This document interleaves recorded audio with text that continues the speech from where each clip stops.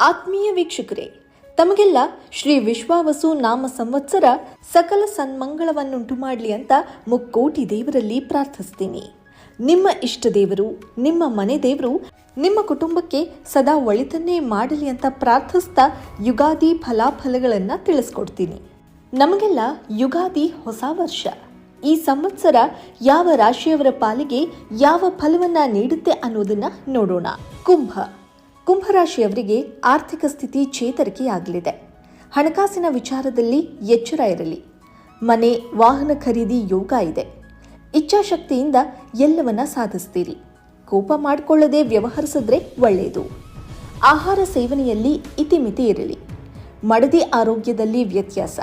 ವಾಹನದಲ್ಲಿ ಸಣ್ಣ ಪುಟ್ಟ ಕಂಟಕ. ಹೆಚ್ಚು ಪ್ರವಾಸ ಮಾಡುವಿರಿ. ರಾಜಕೀಯ ಪ್ರಗತಿ. ಸಮಾಜದಲ್ಲಿ ಕೀರ್ತಿ. ಸಂಗೀತ ಕಲಾವಿದರಿಗೆ ಹೆಚ್ಚಿನ ಅವಕಾಶ ಗೋಚರಿಸುತ್ತಿದೆ. ಪ್ರತಿದಿನ ಹನುಮಾನ್ ಚಾಲಿಸ ಪಠಿಸಿ. ಶನಿವಾರ ಆಂಜನೇಯನಿಗೆ ವೀಳ್ಯದೆಲೆ ಹಾರ ಹಾಕಿ ಶುಭವಾಗುತ್ತೆ.